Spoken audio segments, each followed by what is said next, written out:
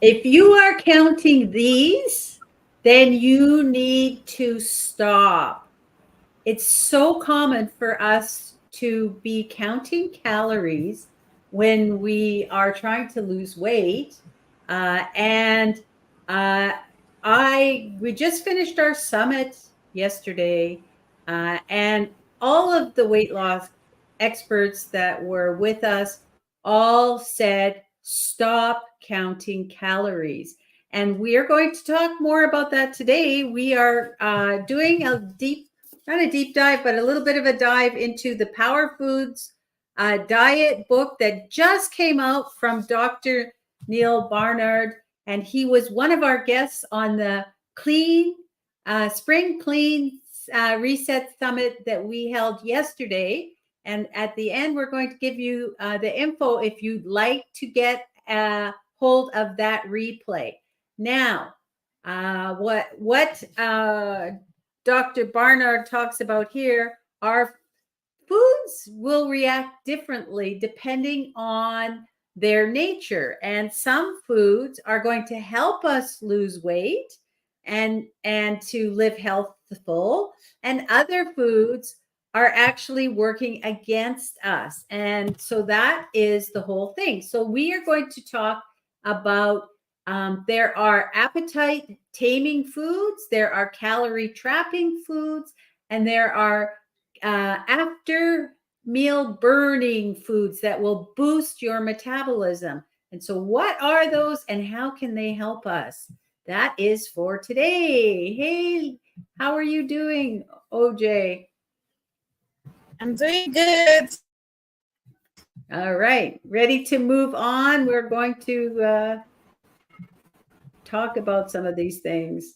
So my theme for the week is let food be thy medicine and medicine be thy food. And that's what we've been talking about in the Spring Clean Reset Summit. And like I said, we're talking about the Power Foods diet book today. And I would say that our experts all pretty much concur with the information that was presented.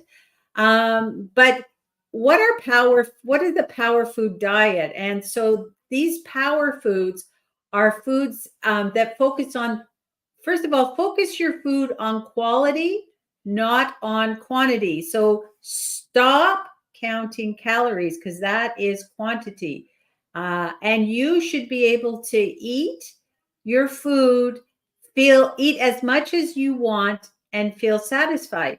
And so appetite taming foods are those kind of foods that will actually help you feel full so that you're leaving the table or your meal satisfied. And if you eat the right foods, believe it or not, you can be leaving a couple your meals with 1 or 200 calories less every day, and that can actually add up to about a pound a week loss. Wouldn't you like that, to be able to lose a pound a week without even thinking about it? Stop counting calories.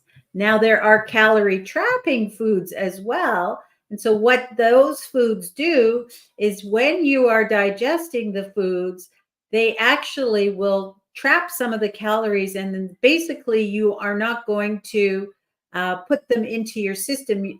They will go through your digestive system, and basically you're going to poop them out. That's plain and simple. They are not absorbed by the body. They just get relegated to being food for our microbiome, and they never make it into the body and be absorbed.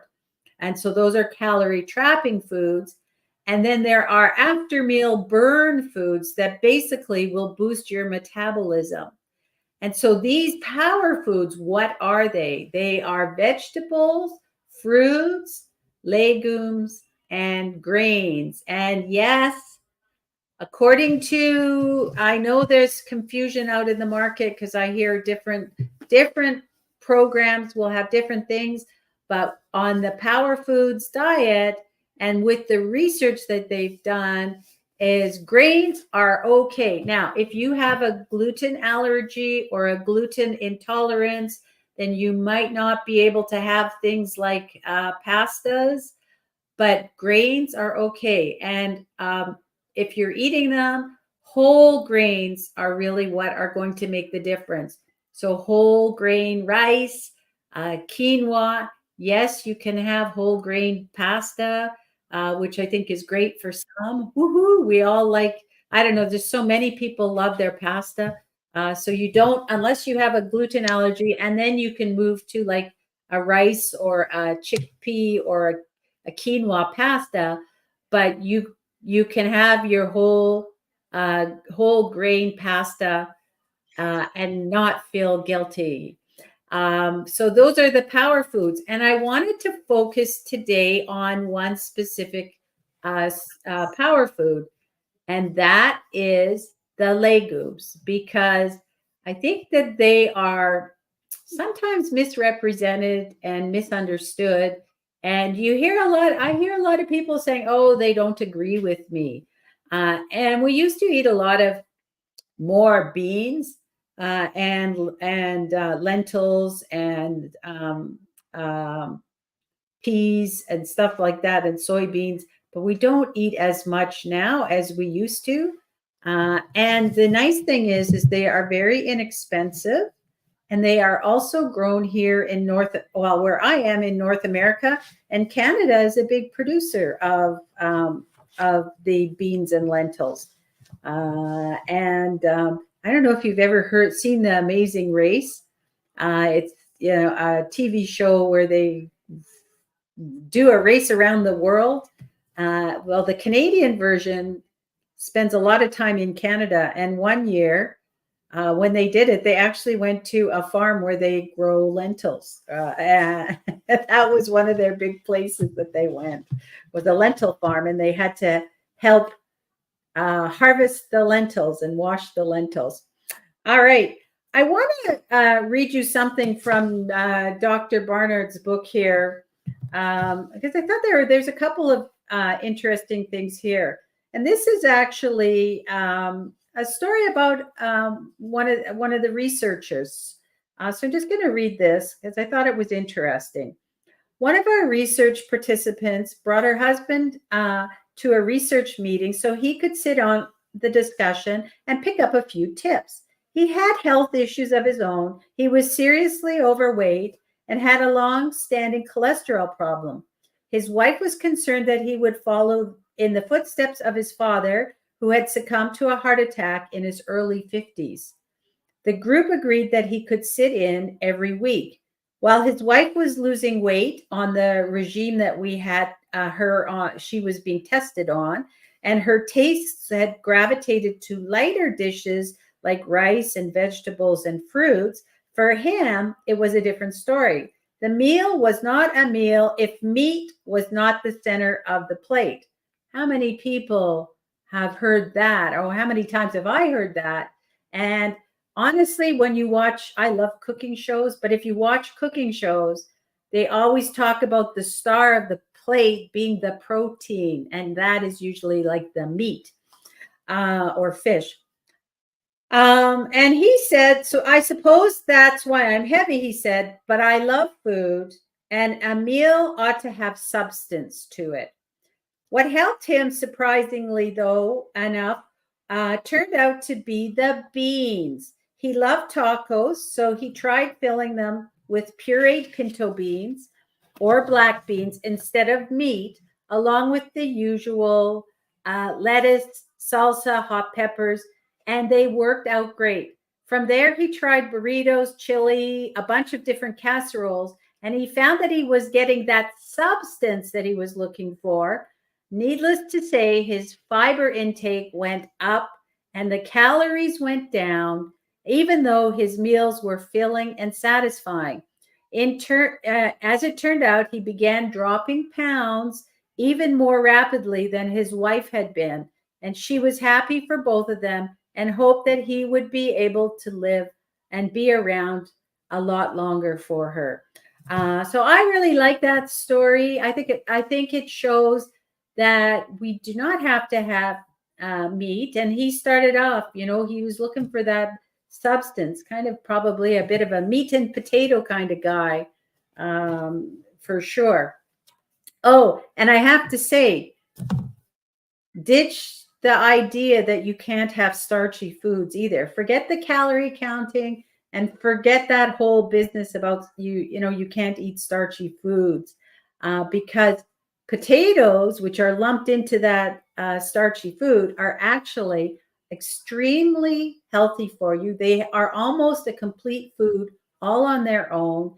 And if you are going to join me for my 14-day Kickstart program, you are going to be eating potatoes, and lots of them. Okay. So let's get back to the beans. All right. So legumes are really very empowering for weight loss, and they are one of the power foods that Dr. Barnard talks about. And so what are legumes? So there are chickpeas, and chickpeas are found in kind of a Mediterranean Greek cooking a lot. So you can have chickpeas in a salad. By the way, on our some of our viewers actually said that they use chickpeas in their smoothies to add a little bit of smoothness to them, and they would add some substance as well, like the guy in the story. And also hummus is another one. You could put them into like a curry dish, or have them with a bowl. I'll just have open a can of chickpeas and add them to a bowl if I'm having a bowl, kind of as a little bit more of the protein side. So there's lots of things that you can do with the chickpeas. There's also black beans and pinto beans, which are used a lot in Mexican cooking. So if you like burritos or tacos, black beans and pintos can be in burgers, lots of different ways that you can have those. One that I really haven't tried, but I keep seeing a lot of people, especially from the UK and Australia, talk about is butter beans, which I think here in North America are more called lima beans. And I have to try those because they look so good and they're very creamy, so they can really help. Also, these are things that you can use in a sauce. You can add to a sauce. Oh, and by the way, you can add black beans to what do you call it? Brownies, or to your smoothies. Lots of different ways. So you can actually use legumes in desserts, and they actually work really nicely. I have a recipe online that you can look at that uses chickpeas for your oatmeal, chocolate chip oatmeal cookies. So there's lots of things that you can do with beans. There's also soybeans, peas, and lentils. And these are all rich in calcium, iron. They have that appetite taming fiber because they're rich in fiber. And they are also full of protein, which gives us that after meal burn. So what that means is that after you eat, it will help raise your metabolism and keep it up for a sustained period of time. So if you want to raise your metabolism, eat your beans for sure. And I just wanted to also, I want to read a little bit more from this book, some things that I was reading. So I'm looking at soy, and he talks about soy powder and soybeans. So he says soybeans have cholesterol lowering effect over and above what would be expected by the fact that they have no cholesterol or animal fat. Contrary to common mythology, women who consume soy milk, tofu, tempeh, miso, and other soy products regularly have about 30% lower risk of developing breast cancer compared to women who consume little or no soy products.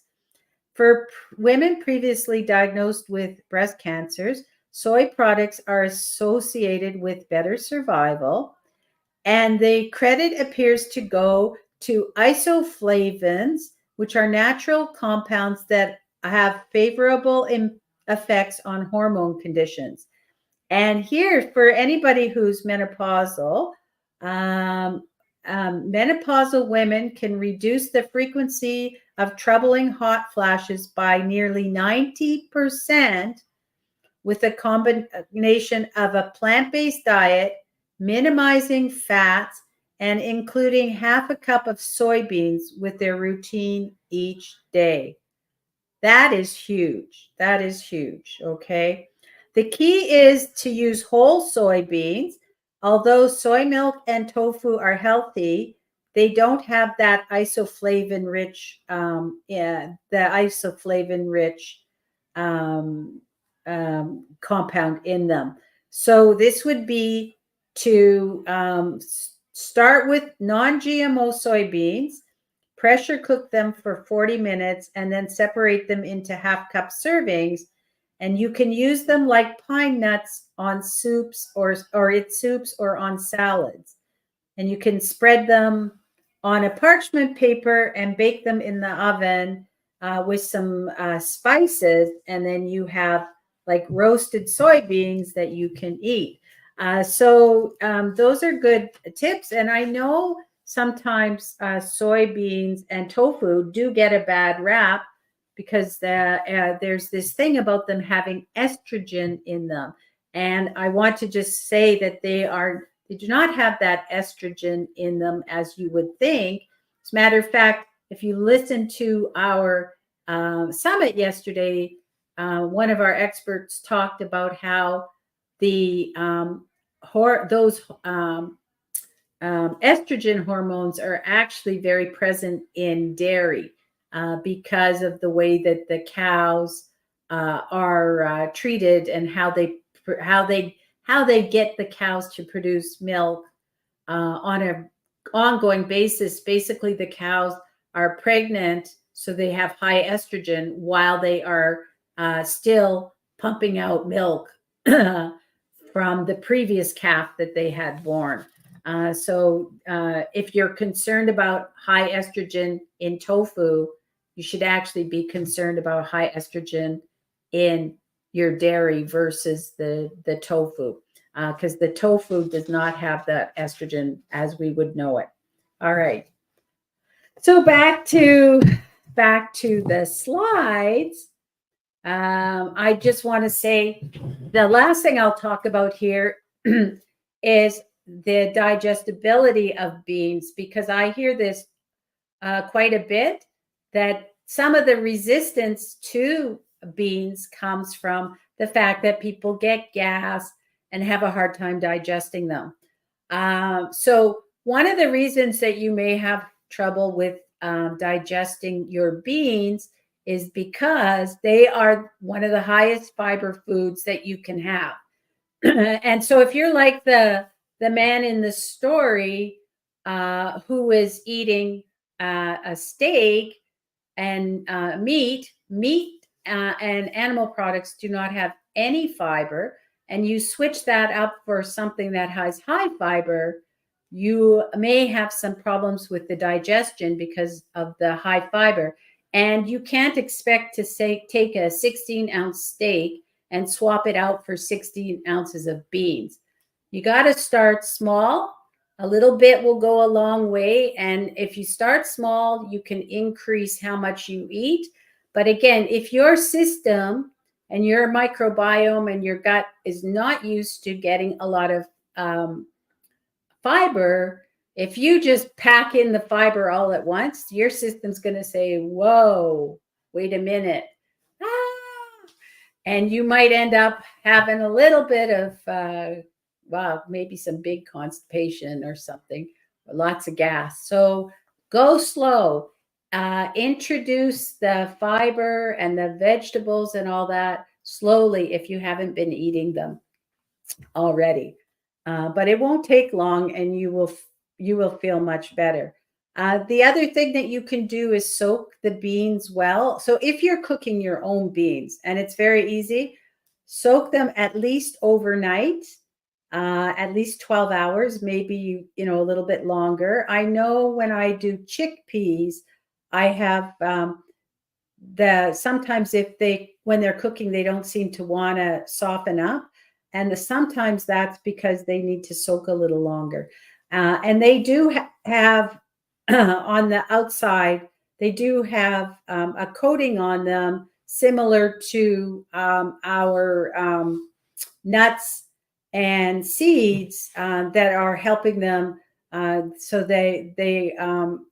that is a layer that we can't digest. And so that can be a problem with the beans.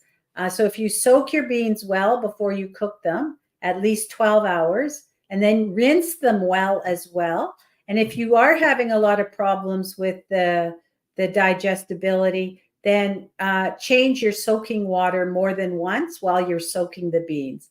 And then you basically just soak them, drain them, rinse them well, put more water back in, and then cook them for anywhere from an hour to a couple of hours is probably good. And you could just leave them on simmer on the burner, put a lid on and simmer them and come back. And they are done when they are soft. So that's the other thing, is make sure that they are cooked well and that they're soft. Now, another trick is to add some kombu, which is a seaweed, in when you're cooking them, and that can help with the digestibility. And I'm just going to show you I have some kombu here, so I'm going to show you my kombu. So here I have the kombu. I have a thing of it. So this is what it looks like. I have different pieces, but I just buy it. I actually bought this online, a bunch of it, but it comes in pieces. It's a black seaweed. And I would just put a piece like this, piece in with while I'm cooking. There's you can kind of see. I would just put a piece in while I'm cooking my beans, and then or my lentils, and then when it's done, it's going to be soft. You can take it out and discard it, but you can actually eat it if you want. I actually am cool with eating it, so yeah, don't throw it out. The other thing, probably my dogs would eat it if I won't eat it, because my dogs eat everything. So yeah, you can do that too. Okay. So back to the slides again.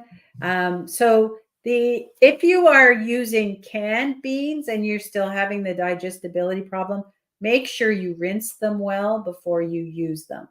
I know I don't have an issue with that. And sometimes when we are doing beans for to put on our tacos and stuff, we'll just heat the beans up in the sauce that they come in. But if you're having issues with the digestibility, you'll want to rinse them first before you use them. And that should help you to be able to eat those power food beans that can help you to lose weight without counting calories. Because again, these are all foods that are going to boost your ability to lose weight. And what you'll do is you'll actually come to what your ideal weight is and what your body was meant to be for a weight. And we're all different. We all have different bodies. There's 8 billion people in this world who have 8 billion different bodies. And so everybody's got just a little bit different based on where they've been, where they've come from, all sorts of things. So your DNA, everything. So if you eat a whole food plant-based diet and you've got these beans and these foods in, you will actually get to the weight that was designed for your body, whatever that may be. All right. So I also just wanted to mention here that we are doing our Spring Clean Reset 14-day Kickstart program.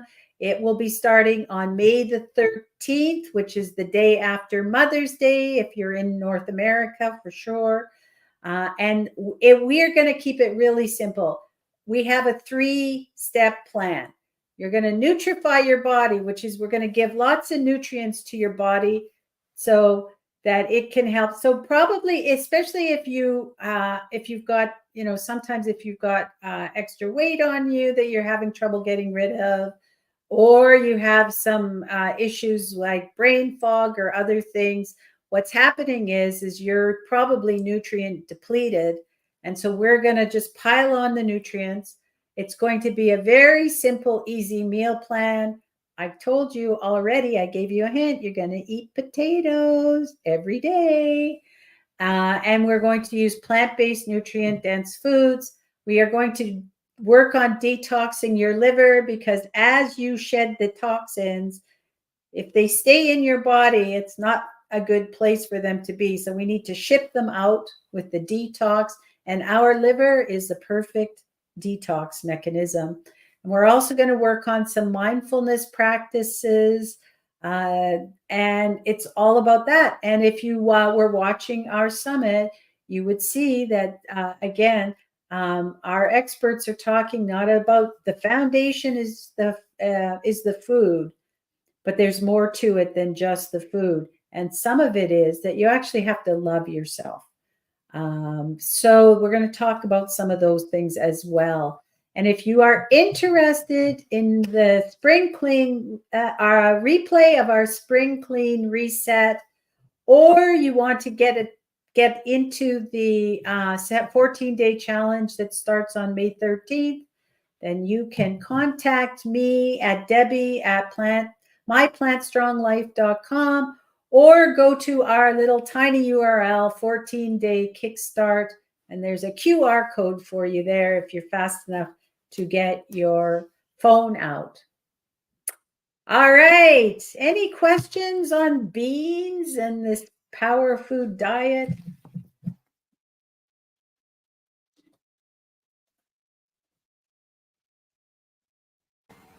Yes. I thought it was really interesting that butter beans are the same as lima beans. I did not know that.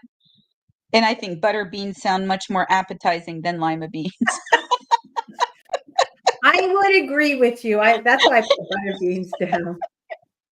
But I did check it out. It's like butter beans. I never heard of butter beans until I started seeing them on social media and some of these recipes. And it's like, oh my gosh, I want those.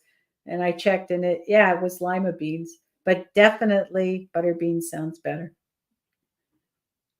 And I'll let you know after I try them because it sounds so delightful. OJ? Yeah. So, yes. I just want to I just want to say something about beans in my place. We kind of cook beans with potatoes, and it's actually very nice.